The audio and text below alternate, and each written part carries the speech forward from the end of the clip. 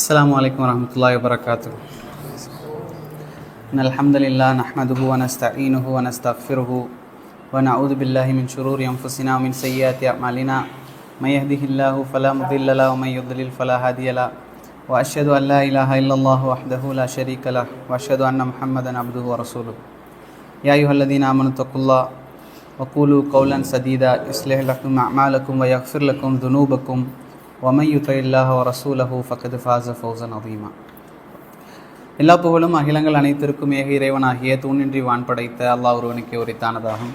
அவனது சாந்தியும் சமாதானமும் அவனுடைய இறுதி தூதர் முஹம்மது ரசூலுல்லாஹ் ஸல்லல்லாஹு அலைஹி வஸல்லம் அவர்கள் மீதும், அவர்களை பின்பற்றி வாழ்ந்த சத்திய சஹாபாக்கள், தாபியீன்கள், தபா தாபியீன்கள், உலமாக்கள், நல்லோர்கள், நாம் நேசிப்பவர்கள், நம்மை நேசிப்பவர்கள் அனைவரின் மீதும் என்றென்றும் நிலவட்டுமாக.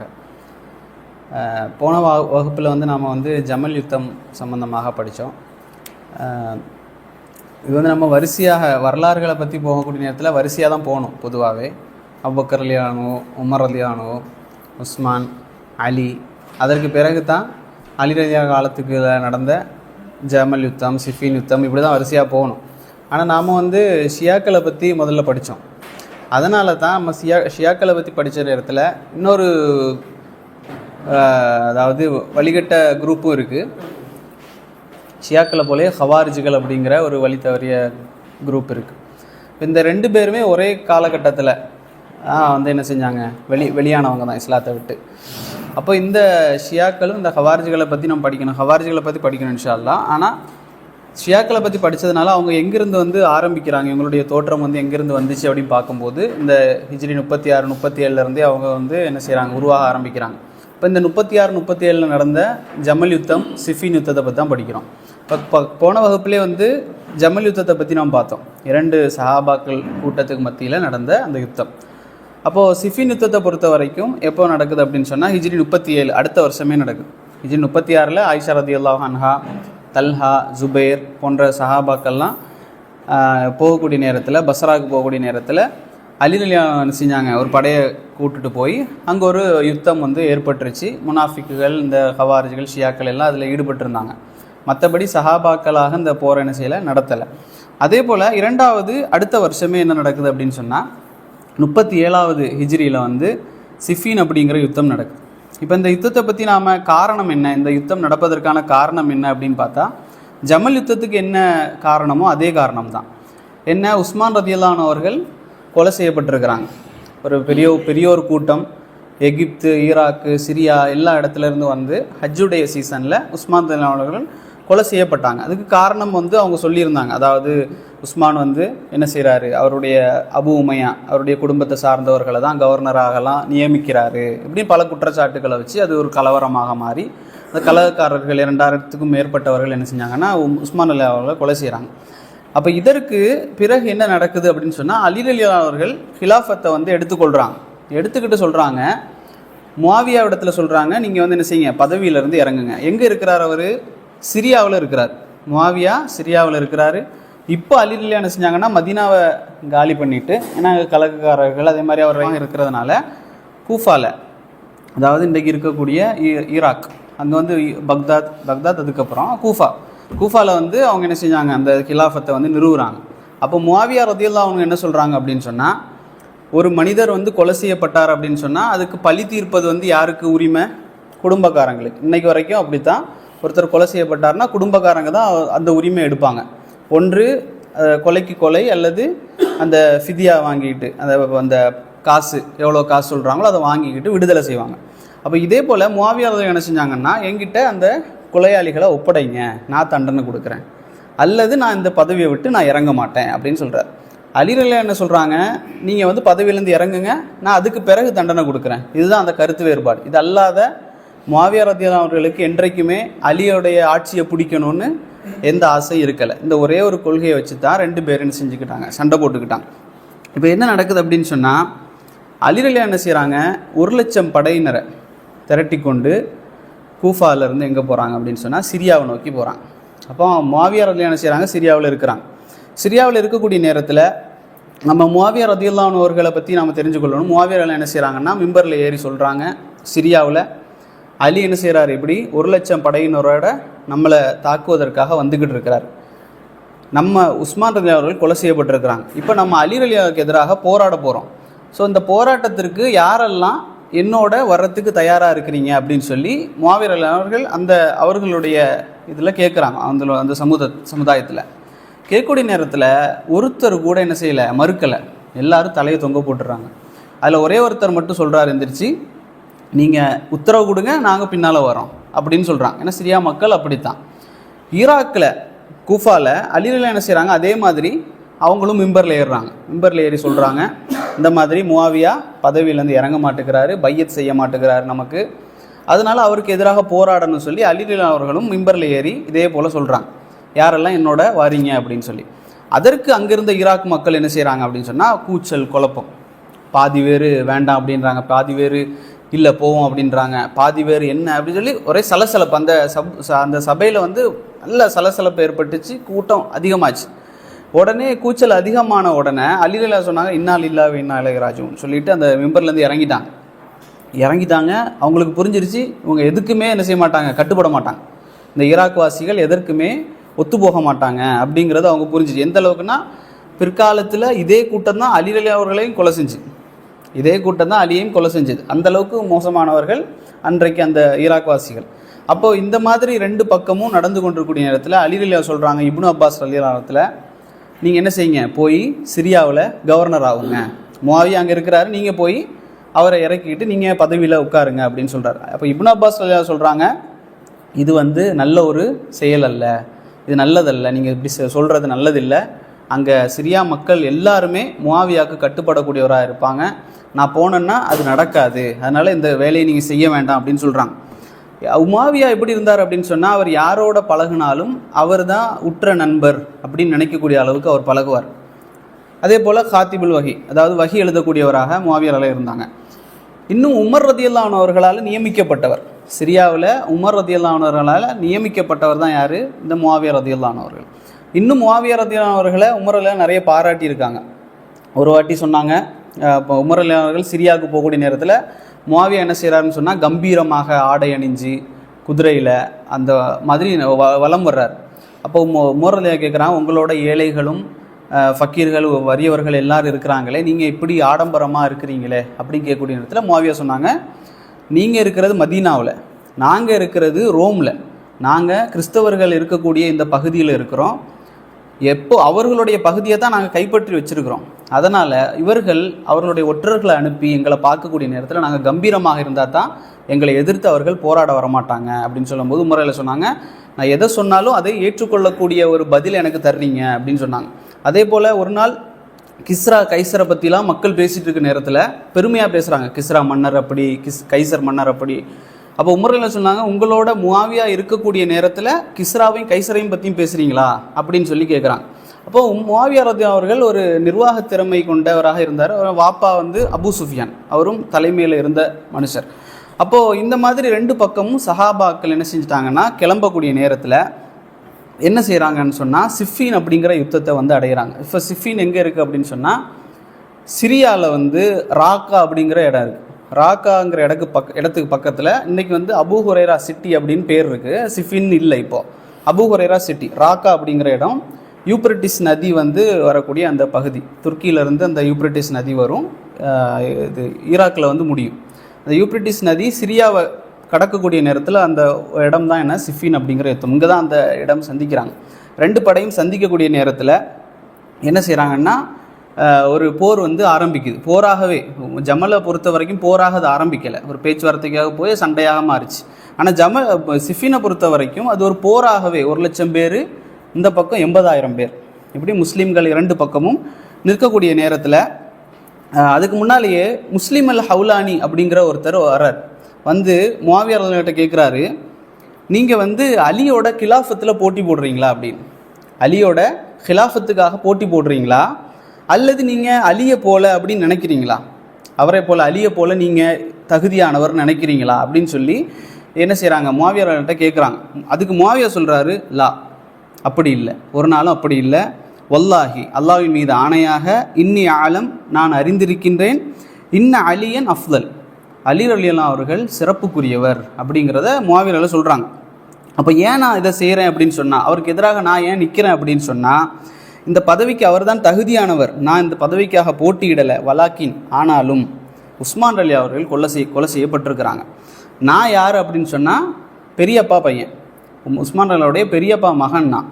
அதனால் நான் தான் இந்த உரிமைக்கு சொந்தக்காரன், உரிமை எனக்கு தான் இருக்குது, அதனால தான் நான் இது எதிராக போட்டியிடுறேன் அப்படின்னு சொல்லக்கூடிய நேரத்தில் அப்போது முஸ்லீம் அல் ஹவுலானிட்ட முஆவியா சொல்லி அனுப்புகிறாரு, இதை போய் அலிகிட்ட சொல்லுங்கள், இதுக்காக தான் நான் என்ன செய்கிறேன், அவருக்கு எதிராக நிற்கிறேன் அப்படின்றத சொல்லுங்கள் அப்படின்னு சொல்லி அனுப்புகிறார். அதே போல் இவர் அலி ரலியல்லாஹு சொல்கிறாரு.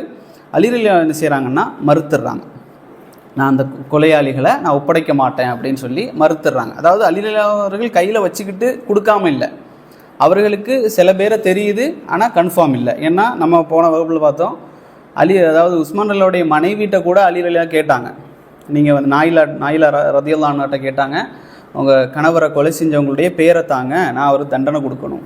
அப்போ அவங்க என்ன சொன்னாங்க, எனக்கு பேரெல்லாம் தெரியாது, முகத்தை பார்த்தா தான் நான் அடையாளம் சொல்லுவேன் அப்படின்னு சொன்னாங்க. அதனால் யார் எவ்வளோ பேருங்கிறது தெரியாத ஒரு கட்டத்தில் அலி ரலியல்லாஹு இருந்தாங்க. அப்போ இந்த மாதிரி போகக்கூடிய நேரத்தில் உஸ்மான் ரலியல்லாஹு அவர்களும் அலி ரலியல்லாஹு அவர்களும் முஆவியா ரலியல்லாஹு அவர்களுடைய படையும் சந்திச்சிட்டாங்க, போரில் சந்திச்சிட்டாங்க. அப்போது அதாவது அலி ரலியல்லாஹுடைய படையில் அம்மார் ரலியல்லாஹு அன்ஹு ஒரு சஹாபி இருந்தார். இந்த அம்மார் யார் அப்படின்னு சொன்னால், ரசூல் ஸல்லல்லாஹு அலைஹி வஸல்லம் அவர்கள் மதீனா பள்ளிவாசலை கட்டக்கூடிய நேரத்தில் எல்லா சஹாபாக்களும் ஒவ்வொரு கல்லை தூக்கிக்கிட்டு வந்தாங்க. அப்போ அம்மார் ரலியல்லாஹு அவர்கள் மட்டும் 2 கற்களை தூக்கி கொண்டு வந்து வைக்கக்கூடிய நேரத்தில் ரசூல் ஸல்லல்லாஹு அலைஹி வஸல்லம் அவர்கள் தலையை தடவி கொடுத்தாங்க. தலையில் வந்து தூசி இருந்துச்சு அம்மார் ரலியல்லாஹு அவர்களுக்கு. அப்போ தூசியை தட்டி கொடுத்துட்டு ரசூல் ஸல்லல்லாஹு அலைஹி வஸல்லம் சொன்னாங்க, அம்மாரை பார்த்து சொன்னாங்க, உனக்கு வந்து ஒரு சங்கடமான ஒரு இது நடக்க போகுது, அதை வந்து நான் வந்து கவலைப்படுறேன் அப்படின்னு சொல்லி ரசூலுல்லாஹ் சொன்னாங்க. தக்துலுகுல் ஃபியத்துல் பாகியா, ஒரு அத்துமீறிய கூட்டம் உன்னை கொலை செய்யும் அப்படின்னு சொல்லி ரசூல் ஸல்லல்லாஹு அலைஹி வஸல்லம் அவர்கள் முன்னறிப்பு செஞ்சுருந்தாங்க. அப்போது அம்மார் ரலியல்லாஹு அன்ஹு அவர்கள் அந்த போரில் கலந்து இருக்கக்கூடிய நேரத்தில் அபு வாதியா மஸ்வி அப்படிங்கிற ஒரு மனிதன், அதுக்கு பிறகு ஹவாரிஜ்களில் இருக்கிறான், ஆனால் அவன் வந்து ஹவாரிஜ் தான். அப்போ இந்த அபு வாதியான்னு சொல்லக்கூடிய அவன் என்ன செய்கிறான் அப்படின்னு சொன்னால், அம்மார் ரலியல்லாஹு அவர்களுக்கு மேலே அம்பு எய்துறான், அம்பு அல்லது ஈட்டி எய்து அவர் என்ன செய்கிறான், கொலை செஞ்சிடறான். கொலை செஞ்சதுக்கு பிறகு இன்னொரு மனுஷன் என்ன செய்கிறான் அப்படின்னு சொன்னால், அவருடைய தலையை வந்து வெட்டி அம்மார் ரலியல்லாஹு அவர்கள் கொலை செய்யப்படுறாங்க. அப்போ இந்த 2 பேர் என்ன செய்கிறாங்க, போட்டி போட்டுக்கிட்டு வர்றாங்க, நான் தான் கொலை செஞ்சேன்னு சொல்லி 2 பேரும் போட்டி போட்டுட்டு முஆவியா ரலியல்லாஹுடைய தரப்பில் வந்து சொல்கிறாங்க, நான் தான் கொலை செஞ்சேன் அப்படின்னு சொல்லி போட்டி போடுறாங்க. அப்போ முஆவியாவுடைய தரப்பில் இருக்கிற அம்ர் இப்னு ஆஸ் ரலியல்லாஹு அன்ஹு அவர்கள் அவங்க சொல்கிறாங்க, அலியுடைய படையில் இல்லை, அவர் முஆவியாவுடைய படையில் இருக்கிறார். அவர் சொல்கிறாரு, அப்ஷிர், உனக்கு வந்து நரகத்தை கொண்டு 2 பேருக்கும் நான் வந்து நன்மாராயம் சொல்கிறேன். 2 பேர் எதுக்கு போட்டி போடுறீங்க, நெருப்புக்கு, நரகத்துக்கு தான் நீங்கள் 2 பேரும் போட்டி போட்டுட்டு இருக்கிறீங்க அப்படின்னு சொல்கிறாங்க. அதனால சஹாபாக்கள் யாரும் இன்னொரு சஹாபாக்களை கொல்லணும் அப்படிங்கிற முடிவில் யாருமே இல்லை. போர் எப்படி நடக்குது அப்படின்னு சொன்னால், இந்த முனாஃபிக்குகளும் ஹவாரிஜுகளும் அன்றைக்கு ஷியாவுடைய சிந்தனையில் இருந்தவர்களும் மாறி மாறி என்ன செஞ்சுக்கிட்டாங்க, சண்டையை வந்து பெருசாக்கிட்டாங்க. இதுதான் நடந்துச்சு. அதே போல் இந்த சண்டையில் வந்து சமாதான உடன்படிக்கை ஒன்று ஏற்படுது, சரிங்களா? அப்போ சமாதான உடன்படிக்கை ஏற்படக்கூடிய நேரத்தில் முஆவியா ரலியல்லாஹு அன்ஹு அவர்கள் சொல்கிறாங்க, அவருடைய எழுத்தாளர்கிட்ட சொல்கிறாங்க, உக்துப் இஸ்மஹு கப்லல் இஸ்மிஹி, என்னுடைய பெயரை எழுதுவதற்கு முன்னால் அலியுடைய பெயரை எழுது அப்படின்னு சொல்கிறாங்க. என்னுடைய பெயரை எழுதுவதற்கு முன்னாலேயே அலியுடைய பெயரை எழுது. ஏன் அப்படின்னு சொன்னால், அவருக்குத்தான் சிறப்புகள் இருக்குது. முதலாவதாக, என்னை விட முதலாவதாக இஸ்லாத்தை ஏற்றுக்கொண்டவர் யார், அலி ரலியல்லாஹு அவர்கள் தான். அதனால் அவருடைய பெயரை என்னுடைய பெயருக்கு முன்னதாகவே எழுதிவிடு அப்படின்னு சொல்லி முஆவியா ரலியல்லாஹு சொல்கிறாங்க. இந்த சமாதான உடன்படிக்கை எழுதப்பட்டதற்கு பிறகும் கூட இந்த ஹவாரிஜிகள் கூட இருந்த முனாஃபிக்கள் என்ன செஞ்சாங்கன்னா, அந்த சண்டையை நிறுத்த விடலை. இந்த சண்டை தொடர்ந்தால் தான் சஹாபாக்கள் கொல்லப்படுவாங்க அப்படிங்கிற இதில் அவங்க இருந்தாங்க. அப்போது இதில் வந்து இப்னு ஹஜர் அல் அஸ்கலானி ரஹிமஹுல்லா சொல்கிறாங்க, அஹ்லு சுன்னாவுடைய கொள்கை என்ன அப்படின்னு சொன்னால், இந்த 2 கூட்டங்களும் அவர்கள் தங்களுடைய இஜ்திஹாத் செஞ்சு வச்சுருந்தாங்க. இந்த 2 கூட்டம் என்ன செஞ்சிச்சு, சரியான கருத்தில் தான் இருந்துச்சு. அலி ரலியல்லாஹு அவர்களும் சரியான கருத்தில் தான் இருந்தாங்க, தண்டனை கொடுக்கலாம், ஆனால் முதல்ல என்னுடைய பையத்தை நீங்கள் என்கிட்ட பையத் செய்யுங்க அப்படிங்கிற கருத்து. அதே போல் முஆவியா ரலியல்லாஹு அவர்களும் சரியான கருத்தில் தான் இருக்கிறாங்க, நீங்கள் வந்து அவர்களுக்கு தண்டனை கொடுங்க அப்படிங்கிற கருத்தில் இருக்கிறாங்க. அதனால் இப்னு ஹஜர் அல் அஸ்கலானி சொல்கிறாங்க, 2 பேரையும் நம்ம என்ன செய்யக்கூடாது, குறை சொல்லக்கூடாது அப்படின்னு சொல்லி தங்களுடைய ஃபத்ஹுல் பாரியில் அவங்க சொல்கிறாங்க. ஆனால் இதில் உண்மைக்கு நெருக்கமாக இருந்தவர் யார் அப்படின்னு சொன்னால் அலி தான். அலி ரலியல்லாஹு அவர்கள் தான் உண்மைக்கு நெருக்கமானவராக இருந்தார். ஏன் அப்படின்னு சொன்னால், அலி ரலியல்லாஹுவுக்கு பிறகு யார் வர்றாங்க, ஆட்சிக்கு? முஆவியா வர்றார். அலி ரலியல்லாஹு அன்ஹு மரணத்திற்கு பிறகு ஹசன், தன்னுடைய மகன் ஹசன் என்ன செய்கிறாருன்னு சொன்னால், அவருடைய பதவியை 2 சிரியாவில் ஒரு ஹிலாஃபத், மதீனாவில் ஒரு ஹிலாஃபத், இப்படி இருக்க வேண்டாம், நம்ம ஒன்றா சேர்ந்துடலாம் சொல்லி ஹசன் என்ன செய்கிறாருன்னா முஆவியாட்ட கொண்டு போய் ஒப்படைச்சிடுறார். அப்போ முஆவியா ரலியல்லாஹு அவர்கள் பதவிக்கு வந்ததற்கு பிறகும் கூட இந்த கொலைகாரர்களை தண்டிச்சாரா அப்படின்னா இல்லை. ஏன்னா தண்டிக்க முடியாத ஒரு கட்டம் என்பது அவர் ஆட்சிக்கு வந்ததுக்கு பிறகு தான் புரிந்து கொண்டார். அதனால் அலி ரலியல்லாஹு அவர்கள் தான் நெருக்கமாக இருந்தார்கள். ஆனால் ஷாம்வாசிகள் என்ன கேட்டாங்க அப்படின்னு சொன்னால், ஏன் வந்து தண்டனை கொடுக்கல அப்படின்னு கேட்டாங்க. அதே போல் ஜமல் யுத்தம் சம்பந்தமாக அவர்களுக்கு பெரிய ஒரு கவலை இருந்துச்சு. ஏன்னா தல்ஹா ரலியல்லாஹு அவர்கள் கொல்லப்பட்டாங்க ஜமல் யுத்தத்தில், ஜுபைர் ரலியல்லாஹு அவர்கள் கொல்லப்பட்டாங்க. அதனால் இந்த வருத்தம் வந்து என்ன செஞ்சிச்சு, அவர்களுக்கு இருந்துச்சு. 3வது என்ன கேட்டாங்க கேள்வி, ஏன் வந்து அலி ரலியல்லாஹு அவர்கள் மதீனாலேருந்து தலைமைத்துவத்தை கூஃபாக்கு மாற்றினாங்க, அதுக்கு என்ன அவசியம் ஏற்பட்டது? அங்கே தானே கலகக்காரர்கள் அதிகமாக இருக்கிறாங்க, கூஃபாவில் தான் எல்லாரும் போய் ஒளிஞ்சது, அங்கே தானே கலகக்காரர்களும் அதிகமாக இருக்கிறாங்க, இப்படிங்கிற கேள்வி கேட்டாங்க. அதே போல் கொலையில் சம்பந்தப்பட்டவங்க அலி ரலியல்லாஹுடைய படையில் இருந்தாங்க. அலி ரலியல்லாஹு அவர்களுக்கு தெரிந்தும் தெரியாமலும் இருந்தாங்க. தெரிந்தவர்களை அலி ரலியல்லாஹு அவர்கள் பிற்காலத்தில் தண்டிக்கவும் செஞ்சாங்க. அப்போ இது வந்து ஷாம் மக்களுடைய கேள்விகளாக இருந்துச்சு. அப்போ இந்த போர் நடக்கக்கூடிய நேரத்தில் சண்டை வந்து உக்கிரமாகிடுச்சு. உக்கிரமான உடனே ஒரு மனிதர் வந்தார், ஓடி வந்து கத்துனார், அல்லாஹ் அல்லான்னு கத்துனார், நீங்கள் பெண்களுடைய விஷயத்திலையும் குழந்தைகளுடைய விஷயத்திலையும் கையடிக்க வேண்டாம் அப்படின்னு சொன்னாங்க. அதுக்கு பிறகு கத்துறாரு, நீங்கள் இந்த மாதிரி நமக்குள்ளே அடித்து கொண்டு 2 பேரும் மரணித்து விட்டால் இந்த ரோமர்களோடும் துருக்கியர்களோடும் யார் சண்டையிடுறதுன்னு கேட்டார். சத்தம் போட்டு கேட்குறாரு, இப்படி நமக்குள்ளே அடிச்சுக்கிட்டா யார் ரோமர்களோடும் துருக்கியர்களோடும் சண்டையிடுவது அப்படின்னு சொல்லி அவர் கேட்குறார். இதற்கு பிறகு சண்டை வந்து அப்படியே தொடர்ந்துக்கிட்டே இருக்குது. கொலைகள் நடந்துக்கிட்டே இருக்கக்கூடிய நேரத்தில் அலி ரலியல்லாஹு அவர்கள் வெற்றி பெறுவார்கள் என்ற ஒரு கட்டம் வந்துருச்சு. அலி ரலியல்லாஹுடைய படை வெற்றி பெறக்கூடிய கட்டம் வந்த உடனே முஆவியா ரலியல்லாஹுடைய படையிலிருந்து என்ன செய்யுதுன்னா, ஈட்டிகளில் குர்ஆன் இது மாட்டப்பட்டு உயர்த்தப்படுது. குர்ஆன் என்ன செய்கிறாங்க, குர்ஆனை வந்து ஈட்டியில் குத்தி குர்ஆனை உயர்த்துறாங்க. குர்ஆனை உயர்த்தி காட்டி சத்தம் போடுறாங்க, இந்த குர்ஆனுடைய தீர்ப்புக்கு யார் கட்டுப்படுறீங்க அப்படின்னு சொல்லி. சண்டை நடக்குது 2 பேருக்குள்ள, முஸ்லீம்களுக்கும் இருவருக்கும் மத்தியில் சண்டை நடக்கக்கூடிய நேரத்தில் குர்ஆனை வந்து தீர்ப்பாளராக நாம் வைப்போம் அப்படின்னு சொல்லி, இது யாருக்கு கட்டுப்படுவார்கள் அப்படின்னு கேட்கக்கூடிய நேரத்தில் அலி ரலியல்லாஹு அவர்கள் சொன்னார்கள், வான நான் கட்டுப்படுறேன்னு சொன்னாங்க. அவர் வந்து வெற்றி பெறக்கூடிய சூழ்நிலை இருந்தாலும் கூட அலி என்ன செஞ்சாங்க ரலியல்லாஹு அன்ஹு அவர்கள், நான் இந்த குர்ஆனுக்கு கட்டுப்படுறேன் அப்படின்னு சொல்லி உடனே அலி ரலியல்லாஹு அவர்கள் அந்த சண்டையை நிறுத்தினாங்க.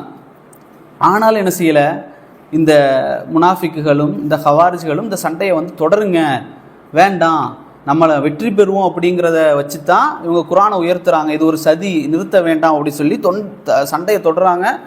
எந்த அளவுக்கு நடக்குது, ஜமல் யுத்தம் துஹர்லேருந்து மக்ரிபுக்குள்ளே முடிஞ்சுது. ஆனால் இந்த சிஃபின் யுத்தம் புதன், வியாழன், வெள்ளி, சனி 3 அல்லது 4 நாட்கள் என்ன செய்யுது, இந்த போர் தொடர்ச்சியாக நடக்குது. இந்த போரில் கூட அலி ரலியல்லாஹு அவர்கள் இரவு நேரத்தில் ஒரு என்ன செய்வாங்க அப்படின்னு சொன்னால், திக்ருகள் செய்வாங்க அலி ரலியல்லாஹு அவர்கள். அது என்ன எதுக்காக அப்படி செய்கிறாங்க அப்படின்னு சொன்னால், ரசூல் ஸல்லல்லாஹு அலைஹி வஸல்லம் அவர்கள் இருக்கக்கூடிய நேரத்தில் ஃபாத்திமா ரலியல்லாஹு அன்ஹா செய்கிறாங்கன்னா, ரசூல் ஸல்லல்லாஹு அலைஹி வஸல்லம் வந்து எனக்கு வந்து இந்த சமையல் செஞ்சு உடம்பெல்லாம் ரொம்ப கஷ்டமாக இருக்குது, கைகள்லாம் வலிக்குது, அதனால் எனக்கு ஒரு உதவியாளர் எனக்கு கொடுங்க அப்படின்னு சொல்லி கேட்டாங்க. அப்போ ரசூல் ஸல்லல்லாஹு அலைஹி வஸல்லம் அவர் சொன்னாங்க, தர முடியாதுன்னு சொல்லிட்டாங்க. அப்போ ஃபாத்திமா ரலியல்லாஹு அவர்களும் அலி ரலியல்லாஹு வீட்டுக்கு போயிட்டாங்க. வீட்டுக்கு போனதுக்கு பிறகு இரவு நேரத்தில் அவங்க வந்து தூங்குவதற்கு ரெடி ஆகிட்டாங்க. 2 பேரும் ரெடியான அந்த டைமில் ரசூல் ஸல்லல்லாஹு அலைஹி வஸல்லம் அவர்கள் வீட்டுக்குள்ளே போய் 2 பேருக்கும் மத்தியில் உட்காடுறாங்க. ரசூல் ஸல்லல்லாஹு அலைஹி வஸல்லம் 2 பேருக்கும் நடுவில் உட்காந்துட்டு சொன்னாங்க, இந்த மாதிரி மகளே, இந்த மாதிரி என்கிட்ட கேட்டு வந்த, நான் உனக்கு தரலை, ஆனால் இதை விட சிறந்த ஒன்றை நான் உனக்கு சொல்லித்தரவா அப்படின்னு கேட்குறாங்க.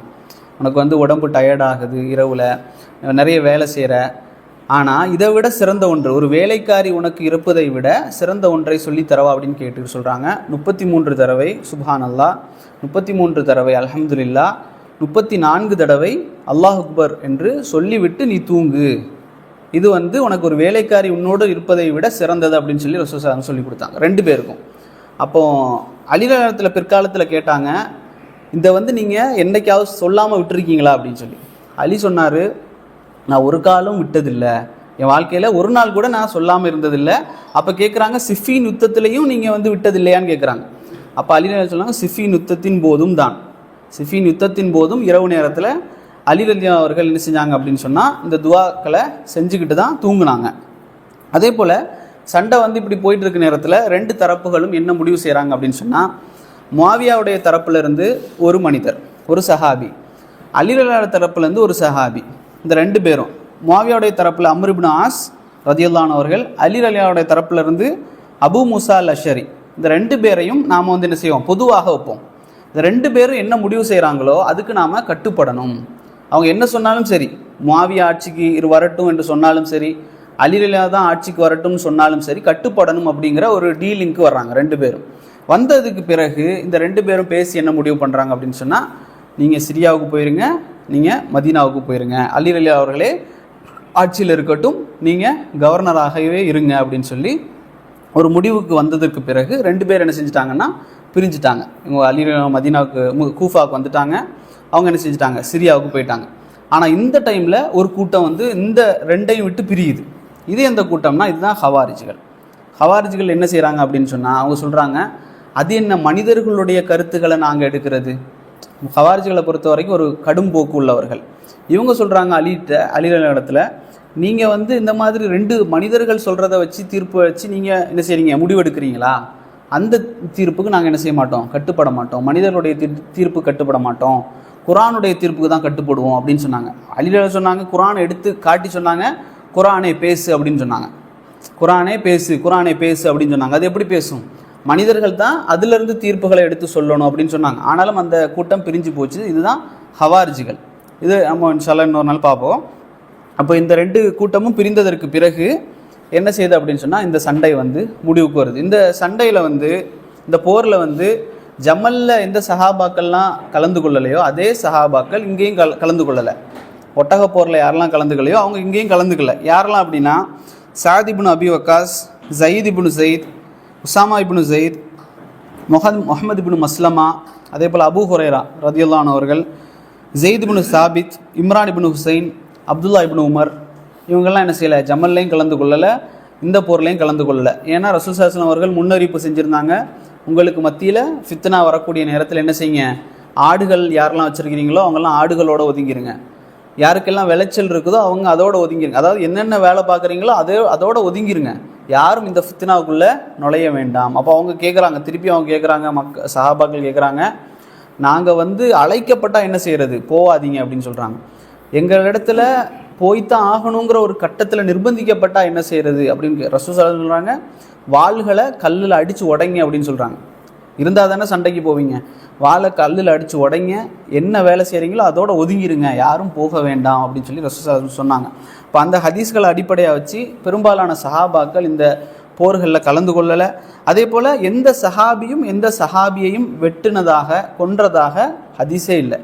எல்லாம் செஞ்சது யார் அப்படின்னு சொன்னால், ஒன்று முனாஃபிக்குகள் அல்லது இந்த ஷியா சிந்தனை உள்ளவர்கள், ஹவாரிஜிகள், அதே போல் தாபீன்கள், நபித்தோழர்களுக்கு பிறகு வந்த தாபீன்கள் சரி நினச்சி செஞ்சுருக்கலாம் தவிர வேறு எந்த சஹாபியும் எந்த சஹாபியையும் கொன்றதாக எந்த ஒரு செய்தியுமே இல்லை. இன்னும் இந்த போருக்கு பிறகும் கூட முஆவியா ரலியல்லாஹு அவர்களுக்கு ஏதாவது சந்தேகம் வந்துச்சுன்னா என்ன செய்வாங்கன்னா, லெட்டர் எழுதி அனுப்புவாங்க. யாருக்கு? அலிக்கு. அலி ரலியல்லாஹு தான் என்ன செய்வாங்க, சந்தேகத்தை கேட்பதற்காக லெட்டர் அனுப்புவாங்க. அதே போல் முஆவியா ரலியல்லாஹு அவர்கள் என்ன செய்வாங்க அப்படின்னு சொன்னால், அலி ரலியல்லாஹு அவர்கள் கொல்லப்பட்ட உடனே முஆவியா ரலியல்லாஹு அவர்களுக்கு செய்தி வருது. செய்தி வந்த உடனே முஆவியா ரலியல்லாஹு அவர்கள் தேம்பி அழுதாங்க. அப்போ மனைவி கேட்டாங்க, இந்த மாதிரி அவங்களோடலாம் சண்டை போட்டிருக்கீங்களே, அலியோட சண்டை போட்டிங்களே, நீங்கள் அவருடைய மரணத்துக்கு அழுறீங்க அப்படின்னு சொல்லி கேட்கக்கூடிய நேரத்தை அவங்க சொன்னாங்க, உனக்கு தெரியாது அலி ரலியல்லாஹு பற்றி, உனக்கு அவர் எவ்வளோ சிறப்புக்குரியவர் அப்படிங்கிறது உனக்கு தெரியாது. ஆனால் நான் அறிந்து வைத்திருக்கின்றேன். நான் எதை கேட்டேன் அப்படின்னு சொன்னால், உஸ்மான் அவருடைய கொலைக்கு நீதி வேண்டும் என்பதற்காக மட்டும்தான் என்ன செஞ்சேன், நான் சண்டை போட்டேனே தவிர அவர் சிறப்புக்குரியவர் தான் அப்படிங்கிறத சொல்கிறாங்க. அதே போல் இன்னொரு செய்தியில் முஆவியா ரலியல்லாஹு அவர்கள் எப்படிப்பட்டவங்க அப்படின்னு சொன்னால், அதிகமாகவே யார்கிட்டையாவது வந்து கேட்பாங்க, கேட்டு பதிலை பெறக்கூடிய ஒரு தன்மை அவர்கள்ட்ட இருந்துச்சு. அதில் திரார் இப்னு லம்ரா அப்படிங்கிற ஒரு சஹாபி, அவரிடத்துல முஆவியா ரலியல்லாஹு கேட்குறாங்க, அவங்களுடைய சபையில் சிரியாவில் வச்சு முஆவியா ரலியல்லாஹுடைய சபையில் வச்சு திரார் இப்னு லம்ரா அவர்கிட்ட கேட்குறாங்க, அலி ரலியல்லாஹு பற்றி என்கிட்ட சொல்லுங்கள் அப்படின்னு சொல்லி கேட்குறாங்க. அப்போ அவர் சொல்கிறாரு, அமீருல் முஃமினீனே, நீங்கள் வந்து இதை விட்டுருங்க, வேண்டாம், கேட்க வேண்டாம் அப்படின்னு சொல்லி. அப்போ இவங்க சொல்கிறாங்க, கண்டிப்பாக நீங்கள் சொல்லித்தான் ஆகணும் அப்படின்னு சொல்லி கேட்குறாங்க. அப்போது அவர் சொல்கிறாரு, அல்லாஹ்வின் மீது ஆணையாக அலி ரலியல்லாஹு அவர்கள் ஒரு வீரர் அப்படின்னு சொல்கிறார். அவரை சூழ அறிவு என்ன செய்யும், எப்பவும் அறிவோடைய அவர் சிந்திக்கக்கூடியவராக இருப்பார். அவருடைய நாக்கில் ஞானம் மட்டும்தான் பேசும். அதே போல் அவர் உலக இன்பங்களை துறக்கக்கூடியவராகவும் இரவிலே இறைவனை வணங்கக்கூடியவராகவும் இருந்தார். இரவு நேரத்தில் இறைவனை வணங்கக்கூடியவராக இருந்தார். யார்? அலி ரலியல்லாஹு பற்றி சொல்கிறாங்க. அதிகமாக சிந்திப்பார், அதிகமாக அழுது கொண்டே இருப்பார். அதே போல தவறு செய்தவரை போல, ஏதோ தவறு செய்து விட்டேன் என்பது போல கையை அவர் பிசைந்து கொண்டே தான் இருப்பார். எக்காலத்திலும் அப்படி தான் செய்து கொண்டே இருப்பார். தினமும் தன்னை பற்றி அவர் சுய விசாரணை செய்து கொண்டிருப்பார். அவர் எங்களோடு இருந்தாலும் சரி, அவரிடம் நாங்கள் சென்றால் நாங்கள் கேட்கக்கூடிய எந்த விஷயத்திற்கும் அவர் பதில் சொல்லக்கூடியவராக, எங்களை அரவணைத்து கொள்ளக்கூடியவராக இருப்பார். அவரோடு மிக அந்யோன்யமாக நாங்கள் இருந்தாலும், எங்களுடன் இரண்டர அவர் கலந்திருந்தாலும் அவரை நாம் அழைத்தால் எமக்கு பதில் அளிப்பார். இப்படி சொல்லிக்கிட்டே போகிறாங்க. அவருடைய அந்தஸ்துக்காகவும் அவருடைய மரியாதைக்காகவும் அவரோடு நாங்கள் என்ன செய்ய மாட்டோம், சில நேரங்களில் பேசக்கூட மாட்டோம். அலியர்களோட இருக்கக்கூடிய நேரத்தில் நாங்கள் பேசக்கூட மாட்டோம் அவரோட. அவர் புன்னகைத்தால் மாணிக்கம் போல புன்னகைப்பார் சொல்கிறாங்க. அதே போல் மார்க்கமுடையோரை முற்படுத்துவார், மார்க்கம் உள்ளவர்களை முற்படுத்துவார், ஏழைகளை சிறப்பிப்பார். ஒரு பலசாலி தனது வேலைகளை பலத்தை வைத்து அவரிடத்தில் நிரூபிக்க முயற்சிக்க மாட்டார். அதே போல் ஒரு ஏழை அவருடைய நீதியிலே நம்பிக்கை இழக்க மாட்டார். இரவினுடைய நேரத்திலே அவர் விழித்திருந்து விண்மீன்கள் விழிக்கக்கூடிய நேரத்தில் மிஹ்ராபில் தனது தாடியை பிடித்து கொண்டு அழக்கூடிய சந்தர்ப்பங்களை நான் பார்த்திருக்கின்றேன். கவலை மிகுந்த ஒரு தந்தை அழுவதை போன்று அவர் அழுவார். அப்போ அலி ரலியல்லாஹு சொல்லுவார், ஓ உலகமே, உன் பக்கம் என்னை வசீகரிக்க பார்க்கிறாயா? அது தூரமாகிவிட்டது. உன் பக்கம் நான் மீண்டு வரமாட்டேன். ஏனென்றால் உனக்கு நான் முத்தலாக்கு சொல்லிவிட்டேன். உலகத்தை பார்த்து அலி ரலியல்லாஹு சொல்கிறாங்க, நான் உன்னில் வாழ்வது கேவலமானது, உனது அச்சுறுத்தல் அற்பமானது, உனது ஆயுள் குறுகியது, கட்டுச்சாதனம் குறைந்ததும் ஆபத்துக்கள் நிறைந்ததும் மிக நீளமானதுமான பிரயாணம் இது அப்படின்னு சொல்லி அவர் சொல்லிக்கிட்டு அப்படியே எழும்புறார். இதை அலி ரலியல்லாஹு பற்றி முழுசாக அப்படி சொல்லி என்ன செய்கிறாருன்னா தலையை வந்து தூக்குறாரு. முஆவியா ரலியல்லாஹு அவர்கள் கண்ணீர் விட்டு அழுது கொண்டு இருந்தார்கள். ஏன் அப்படின்னு சொன்னால், முஆவியா ரலியல்லாஹு அவர்கள் அலி ரலியல்லாஹு அவர்கள் சிறப்பை அறிந்திருந்தார்கள். இப்போ இந்த செய்தி நடக்கக்கூடிய நேரத்தில் சிரியா மக்கள் அனைவரும், அந்த சபையில் இருந்த அனைவரும் என்ன செஞ்சாங்க, கண்ணீர் விட்டு அழுது கொண்டு இருந்தார்கள். இது எப்போ அப்படின்னு சொன்னால் அலி ரலியல்லாஹுடைய மரணத்திற்கு பிறகு நடக்கக்கூடிய சம்பவங்கள். அதே போல் அந்த சம்பவத்துக்கெல்லாம் பிறகு ஹசன் ரலியல்லாஹு அவர்கள் இந்த ஆட்சியை கொண்டு கொடுக்க வர்றாங்கல்ல அலி ரலியல்லாஹு இடத்துல, முஆவியா இடத்துல. அப்போ முஆவியா என்ன செய்கிறாருன்னா, மிம்பரில் ஹசன் ரலியல்லாஹு அவர்களை ஏற்றி வச்சுட்டு கேட்டாங்க, இந்த சபையில், இந்த சமூகத்தில், இன்றைக்கு இருக்கக்கூடிய இந்த முஸ்லீம் சமூகத்தில் சிறந்தவர் யாராவது உங்களுக்கு தெரியுமா? இவர் தான் அப்படின்னு சொல்கிறாங்க. ஏன் அப்படின்னு கேட்கும்போது அவங்க சொல்கிறாங்க, இவருடைய தாய், இவருடைய தந்தை, அதே போல் இவருடைய பாட்டனார், இவனுடைய பாட்டி, 4 பேரும் யார் தான் சிறப்புக்குரியவர்கள். வாப்பா யார்? அலி ரலியல்லாஹு அவர்கள், அம்மா ஃபாத்திமா, பாட்டி ஹதீஜா ரதியல்லாஹு அன்ஹா, பாட்டனார் யார்? அப்பா வந்து ரசூல் ஸல்லல்லாஹு அலைஹி வஸல்லம் அவர்கள். அப்போ இதெல்லாம் சொல்லி என்ன செய்கிறாங்க, முஆவியா ரலியல்லாஹு அவர்கள் ஹசன் ரலியல்லாஹு அவர்களை சிறப்புப்படுத்துகிறாங்க எல்லா நேரத்திலையுமே. இப்போ இந்த போர் மூலியமாக, ஜமல் யுத்தம் மூலியமாகவும் சிஃபின் யுத்தம் மூலியமாகவும் சஹாபாக்களுடைய மனநிலை தான் நமக்கு என்ன ஒரு பாடம். அவங்க எப்படி இருந்தாங்க அப்படின்னு சொன்னால், எதிரியாக இருந்தாலும் அவருக்கு ஒரு சிறப்பு இருந்ததுன்னா அதை ஏற்றுக்கொள்வாங்க. அதை வந்து ஒரு நாள் என்ன செய்ய மாட்டாங்க, மறுக்க மாட்டாங்க. எதிரி ஆயிட்டானே, அதனால் நான் வந்து அவனை எப்படி வேணாலும் திட்டுவேன், அவன் சிறப்பு இருந்தாலும் அவன் நல்லவனாக இருந்தாலும் நான் வந்து ஏற்றுக்க மாட்டேன் இப்படின்னு அவங்க இருக்க மாட்டாங்க. அதே போல் நண்பனாக இருந்தாலும் சிறந்தவனாக இருந்தாலும் அவர் ஏதாவது தவறு செஞ்சுருந்தால் தட்டி கேட்காமல் இருக்க மாட்டாங்க. இதுதான் சஹாபாக்கள் இருந்த குணம். எதிரியாக இருந்தாலும் சிறப்பை ஏற்றுக்கொள்வாங்க, சிறந்தவராக இருந்தாலும் தவறு செஞ்சால் தட்டி கேட்பாங்க. இதுதான் இந்த 2 போர் மூலியமாக நமக்கு கிடைக்கக்கூடிய பாடம். இதில் ஏதாவது சந்தேகம் இருந்தால் கேளுங்க. எல்லா ஃபிக்கு வகுப்புக்கு போவோம்.